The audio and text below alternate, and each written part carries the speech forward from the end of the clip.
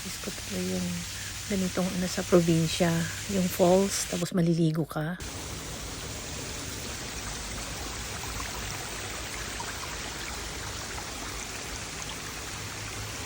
Itong style, mag-ano ka, mag-i-slide kami noon. Mag-i-slide ka ng bata.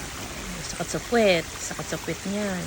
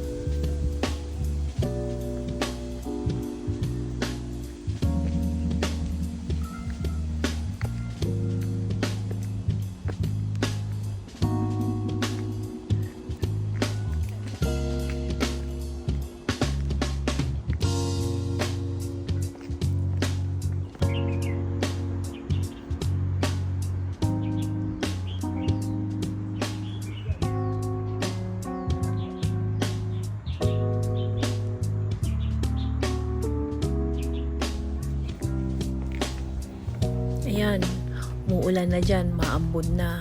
Pero, tuloy pa rin ang lakad. Okay naman. Kasi nakasombrero ako, tsaka naka-jacket. So, okay lang. Tagal din hindi umulan, ha. Last nga ulan niya yata is August pa yan or September. Yung last bag. Buti na lang nakita ko yung mga worker na bumababa. Kasi, sarado na yung daanan ng dinaanan ko. So,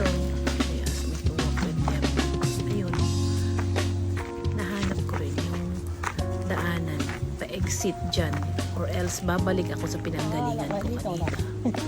So it's good. They said that I can join them going down kasi hindi ko alam yung daanan. First time kong pumunta dito. At dahil nga kulang pa ng 10,000 step yung step ko, nag-walk muna ako dun sa seaside kahit umuulan, umaambon.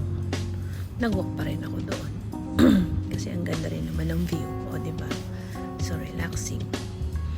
Ayan is yung China, pero yan yung sinasabi nilang Macau University. Yeah, that building is the Macau University daw. Hindi ko pa naaabot. Next time, pupunta tayo dyan. O diba? Ganda. Ayan yung mga boats.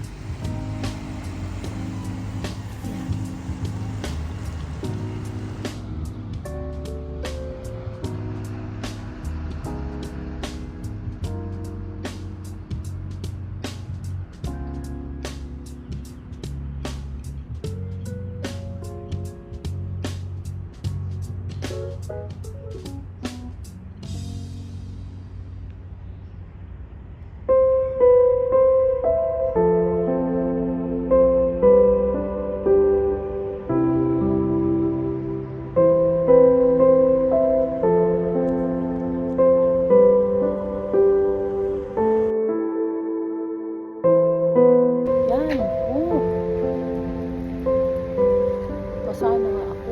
Sabi ko mag-jamming ako.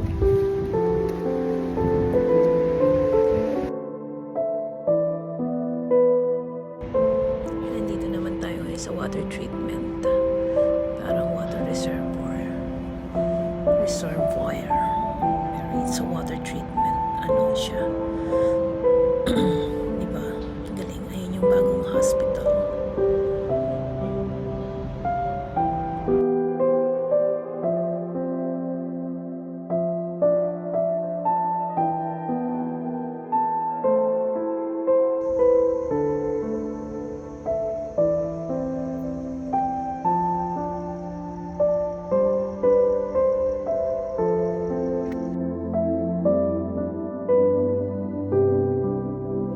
Ganda-ganda lang nung ano, di ba? Yung moon. Kahit umambon, kanina kahit umulan, lumabas yung moon. No? Yung bagong building, wala pang nakatira dyan. Still empty. Na-freak out ako kanina dyan kasi akala ko mga wolf kasi ang dami nila. It turns out, mga aso pala.